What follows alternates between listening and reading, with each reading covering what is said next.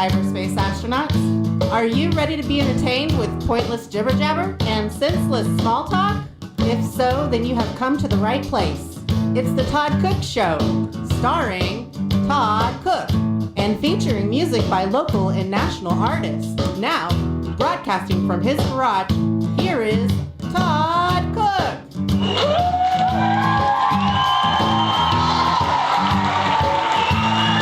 Hello, everybody. I am here. You are here. I am talking. You are listening. This is the Todd Cook Show. I am Todd Cook, and you are listening to episode 2-13. That's 2-13. If you listened to my last episode, you know that through the entire episode, I was telling everybody that it was episode 2-11, when in reality it was 2-12.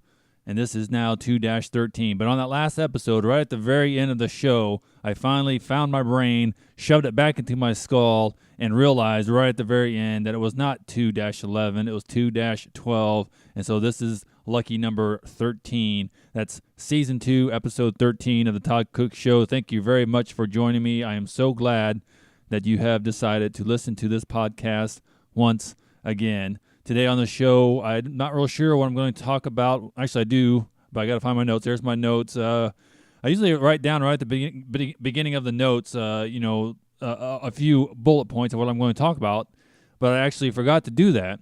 I just kind of wrote a few other notes here, so I'm going to have to actually look at my sheet here and see. Oh, I'm going to tell you about another situation with the spider web.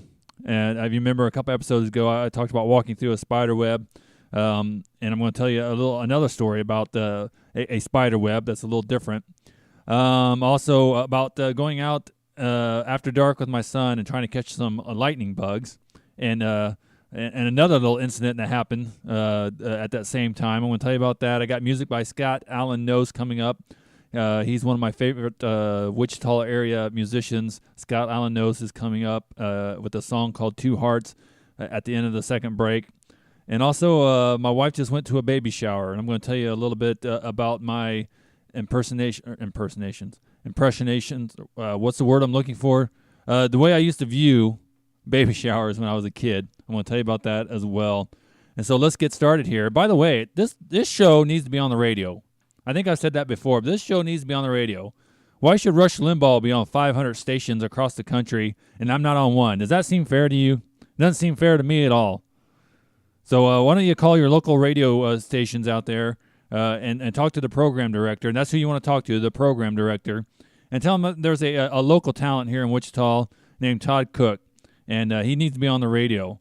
And if they can set me up, Sunday morning when the prime times, I should say Monday morning, like 2 a.m., and you call that Sunday night or Monday morning 2 a.m. to 4 a.m. or midnight to 2, when nobody in the world's listening to that radio station, but they still have to have programming on. Why not put the Todd Cook Show on? I can come into the studio, I can talk for 2 hours, I can go home, and they'd barely have to pay me. I might even do it for free for a little while. That's how much I would enjoy doing it. But we got Rush Limbaugh out there and Bob and Tom and whoever else is on the radio right now. I'm not even really sure. With the internet, I can listen to whoever I want, even if they're not in the Wichita area. If they're not on a Wichita station, I can still listen to them anytime I want. And so I'm not really sure who the most popular ones out there. I'm sure Rush Limbaugh is still number one, but who knows who the rest of the list is. But the Todd Cook Show needs to be on the radio. So if you feel it and you like this show, call a program director at one of your local talk radio stations and see if you can get the Todd Cook Show on. Like I said, I do it 1 o'clock in the morning. Anytime they need me, I go in there and do it. Now, during the week might be a little problem. I don't know if I want to go in and work from midnight to 2 or 2 to 4 a.m. and then have to get up the next morning. But I'd consider it just to get my foot inside the door. The Todd Cook Show needs to be on the radio, and actually it doesn't need to be. But I wouldn't mind if it was at some point. All right, let's get this show started now. The spider web. As you recall, a couple episodes back, I was out mowing the yard, and I walked right through a spider web. I didn't realize it. I thought I walked through a leaf because the spider web was so thick and so heavy that when my head hit it, I thought I hit some leaves. It wasn't until I turned around and looked back that I realized it was a spider web because the leaves were not low enough to hit my head. And it was really disgusting, and I was pulling out these sticky spider webs out of my hair for 5 minutes, and I still felt like the spider was in there crawling around. This time I was mowing the yard once again in the exact same spot, but this time it was early in the morning. I think that had something to do with it. Normally I can't mow the yard early in the morning. Here lately we've had a lot of rain and the dew point or whatever. The grass in the morning is just wet, just too wet. You can't really mow. Probably could, but it'd be more difficult. And so I usually cannot mow in the morning. But this morning, I was able to mow in the morning. I got up, and I looked out there. It didn't look that wet. Usually, you can see the little beads of water, on the grass blades. You don't even have to go out. You know that it's just too wet to mow. But I was looking out the back door on the patio in the backyard, and I looked at the grass. I didn't see any real moisture out there, and I walked out there and bent down and felt the grass is fairly dry. It was a little moist, but fairly dry. I was like, all right, I can mow in the morning. Sounds great. And because I was out there in the morning, I think that's why I was able this time, instead of just walking blindly through the spider web, I was able to see the spider web first. And it would have got me. If I wasn't paying attention, it would have got me the second time because I did not have it on my brain at all. I'm not one of those guys that, after walking through a spider web in one location at one day, then a week later I can go out and I remember, oh, wait, there's a spider web there. I don't want to walk through it. No, it was not on my mind, even not even in the forefront of my mind or the back of my mind. Nowhere on my brain was the idea that there was a spider web there or there might be a spider web there and I need to watch out. I just happened to see it. The sun was shining at just the right angle in the morning that I saw that spider web there. And if it had been 30 seconds later, I probably would not have seen it. And I probably would have walked through it again. And how bad would that have been to walk through a spider web in the exact same spot that I walked through it a week ago? And so I saw the spider web, and I went around, and I shut the lawnmower off, let go of the handle, and you got that little lever there that you let go of it, it shuts off. And I was like, okay, I got to break up the spider web because I had to mow there.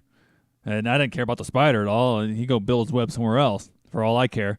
But I had to get the spider web down so I could mow. And I don't want to use my hands, of course, just get the spider web all over my hands. And I'm looking around. I couldn't find a stick or anything. So I had to go all the way back to the backyard. And I found a stick.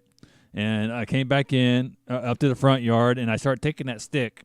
And I'm standing at just the right angle where the sun is shining, where I could see it real good, exactly where it's at. I didn't see the spider, just this web.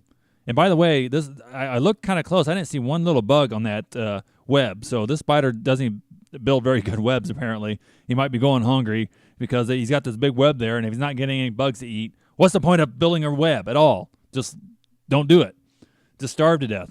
But anyway, so this bugless spider web was hanging there, and I got this stick, and I started, swinging at the top to try to, I couldn't find exactly where it was connected to the branch or the leaves, and I swung once up above my head, and it didn't move, and I swung again, it didn't move, and I finally moved around, and I finally caught it in the sunlight, and I swung, and then I was swinging down, below it, and around it, and through it, and doing like I think my neighbors probably looked out the window, and if they saw me over there, they probably thought I was having an imaginary sword fight with an invisible person.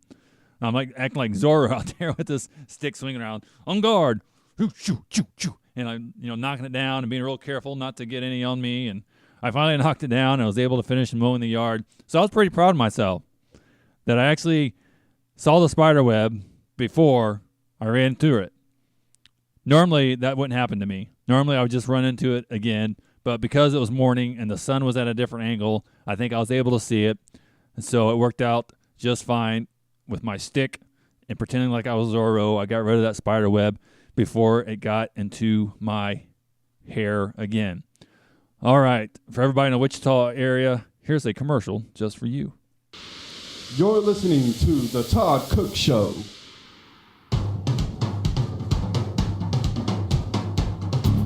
Hi, Todd Cook here. Do you like going out on Friday or Saturday nights for some supper and live music, but you're not into the bar scene? Because let's face it, when the alcohol starts to flow, those places can get a little loud and a bit rowdy.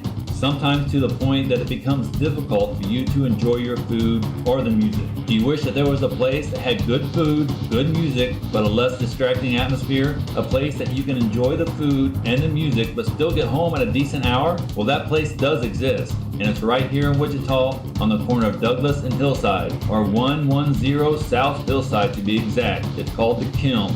They have live music every Friday and Saturday night starting at 7 p.m. and ending at 9. The Kiln is a Christian-ran, non-alcoholic establishment that operates solely on donations. And they always have great food and great entertainment. And one of the best parts, you don't need a babysitter. You can bring the kids with you. So for more information, contact Mike through the Facebook page, The Kiln, K-I-L-N, and be sure to check it out yourself this Friday or Saturday night, 110 South Hillside, corner of Douglas and Hillside in Wichita. The Kiln, where they are always glad you came.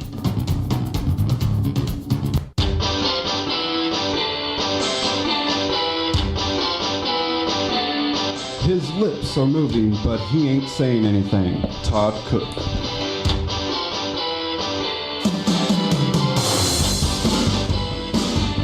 All right, I am back. That was a short break, right? You guys can stick with me through that little break. No problem whatsoever.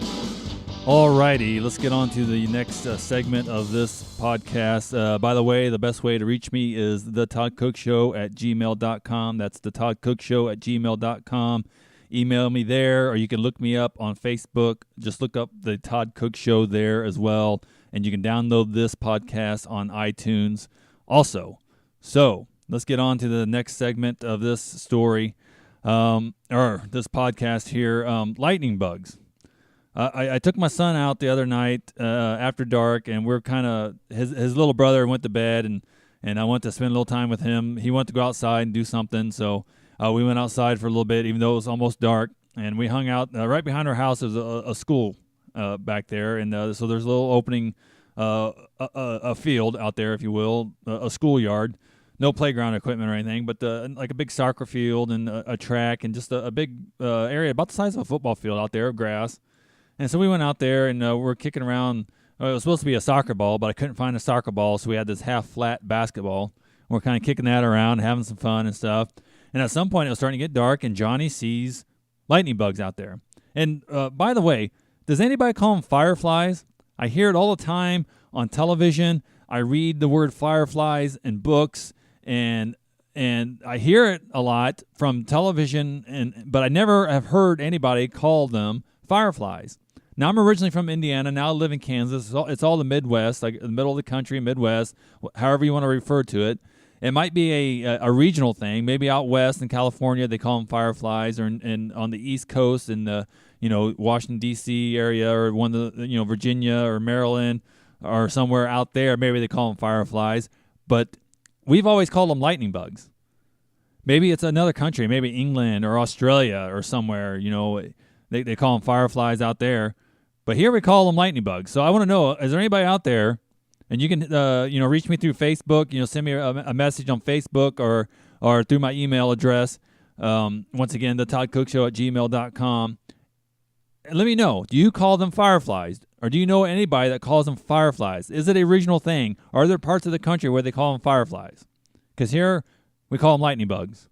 And in Indiana, we call them lightning bugs. But I've heard the word firefly quite a bit on TV, on the radio even, and different newspapers or magazines, whatever, fireflies, but never have I actually heard it come out of somebody's mouth personally. But anyway, we're out there, and Johnny sees a firefly. See, I just used it there on purpose, but it didn't sound right to me. It's a lightning bug. Johnny sees a lightning bug, and we want to go chase him. We want to catch some. Now, when I was a kid, it seemed pretty easy to catch these things. I remember you'd see where they lit up, get close to them, then they light up again, you get a little closer, and then they light the third or fourth time, and eventually you can cup your hands around them, and you catch the little boogers. And then, sometimes we put them in a jar or whatever. But we're just going to catch them and then, release them. Johnny is not real into, catching things and, killing them or anything. But so we're out there trying to find these lightning bugs. We see it light up, and we get a little closer, and then we went and see it light up again. It was like they knew we were coming. The closer we got to them, the less they would light up. At least that's what it seemed from my perspective. And at some point I realized, it wasn't totally 100% dark yet. And so along the fence row there are some trees, and you could tell that there was just enough daylight left that there was still a little bit of a shadow there by those trees. Or maybe the moon, was casting a shadow, but you could tell it was darker over there by the trees, and that is where all the lightning bugs seemed to be. So I told Johnny, well, it's not quite dark enough yet. They're over there by the trees, and the trees are on the other side of the fence. And because a lot of times we had the lightning bug right there, just about ready to catch it, and then it'd go through the fence, a chain link fence, and just fly right through the fence. So we couldn't get them. And I thought it had something to do with the fact that it was darker over there by those trees, and so that's where they're at, out where we were. It wasn't quite dark enough, so they didn't need their light, If you can see fine, you don't need a flashlight, right? So we'd go over by the fence, try to catch them, and they kept getting away. I could not catch anything. And I don't remember having this problem when I was a kid, and at some point I kind of thought about it. I think it has something to do with the temperature. I think when it's hotter outside, like a really hot, humid night, which in the summertime in Kansas it normally would be, I think they light up more often. But when it's a little cooler, and I think this night, it was probably 70, 75 when we were out there, and they don't light up quite as much. So we could not catch one, not one. Every time we get close to one, I think we get 10 feet from it, and then it wouldn't light up anymore, so we couldn't find it. But it's one of those things that everybody's done when they're a child, chase around, lightning bugs or fireflies, if you want to call them that, if you're from some other part of the world. And I just wish we could have at least caught one for him. When we were in Indiana on vacation up there in my parents' backyard, we were able to catch some. He caught one or two, but he wanted to catch one. He was getting kind of frustrated, and I was getting kind of mad because I couldn't help him. But at some point, they just kind of stopped lighting up altogether. But I think it had something to do with temperature. And I actually went back home and looked up on Google, that, it has something to do with the temperature. If it's not real hot outside, they do not light up as often. And there's other factors as well. And there's different kinds of lightning bugs, too. I didn't know that. I thought a lightning bug was a lightning bug, but there's different species of them.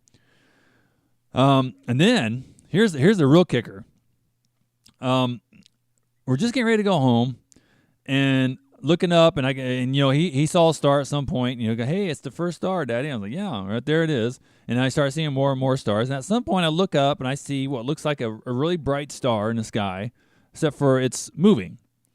Now, from years ago, I can remember in school, a teacher, saying that if you look up in a place where there's not a lot of lights and you can see the stars really well, if you look, you're going to see a star that looks like it's moving, or that is moving, and you can be sure that it's not a star. Stars don't move that fast, and it's not. I don't mean moving like a falling star or a meteor, like shooting across the sky, shoo, nothing like that. Just moving like an airplane would, except for you can tell it's way too high. It doesn't look like an airplane. It looks like a little star. If you see that, it's probably a satellite that's orbiting the Earth. And there's dozens, probably hundreds of satellites out there. I don't know how many there are. And so at any given night, if you go out and you look up at the sky and you look really closely, and if you can see the stars well enough, keep looking around. If you see something that looks like a star and it's moving, it's probably a satellite. It's something I like to do quite often. Well, this one kind of looked like that. Kind of looked like the satellite, except for it was big. It was a little bigger than most satellites. Most satellites just look like a speck to me, but this looked bigger. It was like a really bright star, and it's moving fairly quickly. And I thought, well, the light's too big to be a star. It just must be an airplane. But I kept looking and looking. I was like, it doesn't look like an airplane either. I couldn't quite figure it out. I showed it to Johnny. He looked at it, and he's like, yeah, what is that? And I was like, I think it just must be an airplane with a really big bright light on it. So we had this moment, where, and then I found out later through Facebook and doing a little research online that the space station had went by, and that's what that was. I'm sure of it because I saw the pictures of it. I was like, that's what that had to be, and it was visible across America for about 4 or 5 minutes last night, or whatever night I was out there. It was visible for 4 or 5 minutes, and that had to be what it was. It had to be the space station that's orbiting the Earth. And so I had this moment out there with my son where I could have, we could have been walking out there and looked up at the sky, and just so happened, by chance, we could have seen the space station. When it's something he could have talked about at school to his teachers. Me and Daddy saw the space station, go over. And it would have been really neat, but since I'm such an idiot, instead of looking up and say, hey, there's a space station, his dumb dad said, it's just an airplane with a really bright light. So I missed out on that opportunity, and hopefully next time, if it happens again, I'll be ready for it, and I won't tell him that it's just an airplane with a bright light, but I can actually tell him that it was the space station. All right, let's listen to a song now. This is a song by Scott Alan Nost. I played him many times on this show before, and I'm going to play him again. This song is called Two Hearts. So here we go. Scott Alan Nost with Two Hearts on the Todd Cook Show.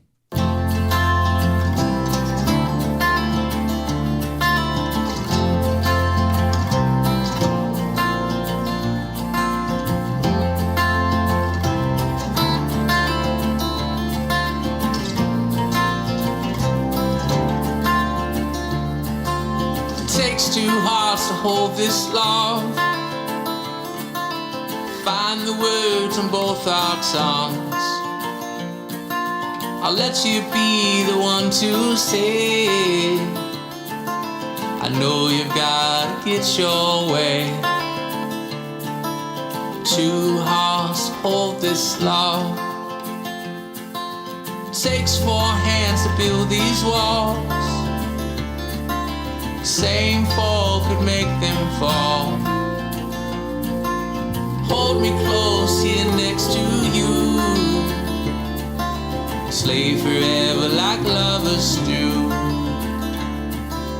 Two hearts hold this love. Takes 6 seconds to know it's true. Fire so hot that it burns blue. Every smile can cut you down, leave your soul dead on the ground.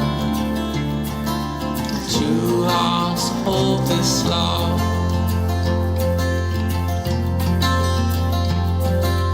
No one can be what you need all the time. Everybody wants to know the end. Sometimes it's you who walks the line. Sometimes it's you who will bend. Takes 8 days of wind and rain. Prove a house could take the strain. Dance with me and don't be scared. Let the water wash off all your cares. Two hearts to hold this love. Takes 10 fingers to walk this world. Hand in hand with you, my girl. There's no place I'd rather be. Here beside you while you dream. Two hearts hold this love. Two hearts.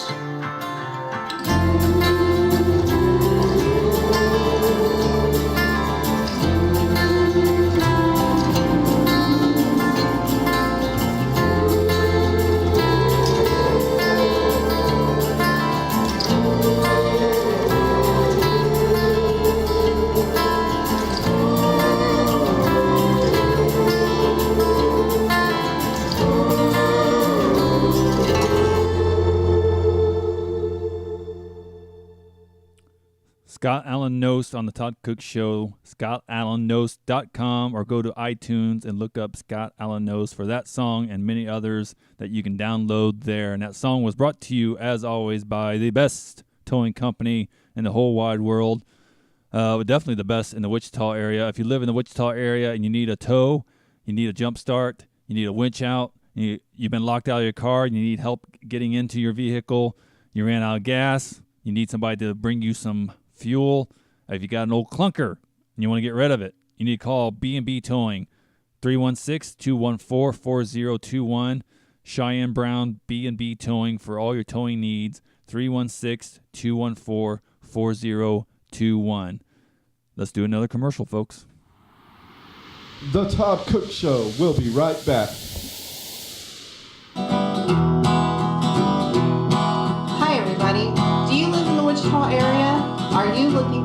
right place for lunch or dinner? Do you love live acoustic music but don't know where to go? Try the Artichoke Sandwich Bar. It is located on the corner of Broadway and Murdoch in Wichita, and it is a fantastic place to eat and listen to live music. It is located on the corner of Broadway and Murdoch in Wichita, and what goes better with a sandwich than a cold beer? So look up the Artichoke Bar on Facebook today to find out when they are opened and what musical artist is performing next. They just celebrated their 30th year in business, so you know they're doing something right. The Artichoke Sandwich Bar, 811 North Broadway, Wichita, Kansas, where everything is okie dokie artichoke.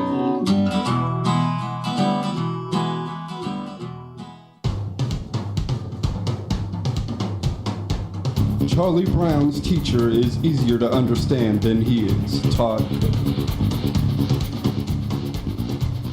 All right, thank you very much, everybody. We got another a little less than 5 minutes left on this show. I need to do something with that last commercial because I don't know why, but it is showing on my computer screen that last commercial is still playing. Now, obviously, it's not. There's no sound coming out, but it says that it's still playing, and it's done that ever since I ran that commercial. I don't know why. I just need to re-record it and fix that problem. All right, in this last few minutes here, I want to tell you about a baby shower.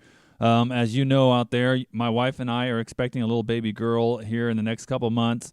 And so some ladies that my wife knows organize a baby shower. Now we've got we got 2 boys already, so we got a lot of stuff for boy clothes and things like that. But we have nothing for girls. So we have this little baby shower, and people are so nice to volunteer to arrange it and organize it, and then even nicer than that, people come and bring gifts and stuff. And do you know why they call it a baby shower? Now, some of you ladies out there are probably saying, duh, but I did not know that. And I happened to look it up today on Google. And the reason they call it a baby shower, they're not real sure. I mean, it's more than just being showered with gifts. Very specifically, something they used to do back, I think it started in China a long time ago in the 1800s, when there was a lady who was expecting. They would want to get her gifts just like they do now, but they would take the gifts and they would put them inside of a parasol, like those big umbrellas that they use, but instead of for rain, it's for just to provide shade to block the sun. They would put them up inside the parasol and they would close the parasol with all these gifts in there. There must have been little things, maybe I don't know what you could put in a parasol, little pacifiers or little pairs of shoes or whatever, but they would put them inside this parasol. And then the expecting mother would hold the parasol up over her head and open it up, and all the gifts would shower down on her. That's why they call it a baby shower. But now, when I was little and when I first started hearing the term baby shower, I 3, 4 years old, who knows how old I was, I didn't understand why it was being called a shower. The only shower I knew was what you do in the bathtub.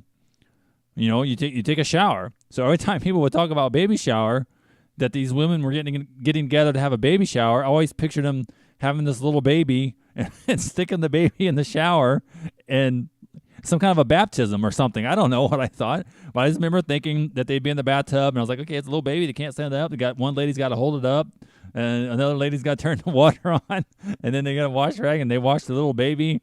They give the baby a shower. That's what I thought. I didn't know any better. I was a little kid. But that's not what it is at all. But just imagine what went through my brain after thinking that when I heard baby shower and I thought that was a little baby getting a shower. Imagine what went through my brain when I first heard the term bridal shower. That was really something to mess me up there. All right, I think we're done with this episode of the Todd Cook Show. I'll start the music playing there a little bit. And I want to say one more thing here, and this is just for my wife.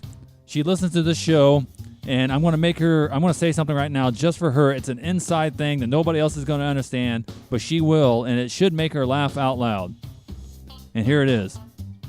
They will know because of my pink scooter.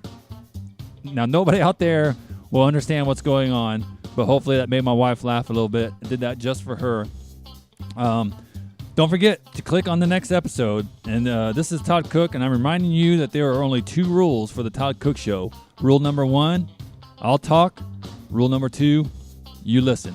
Bye.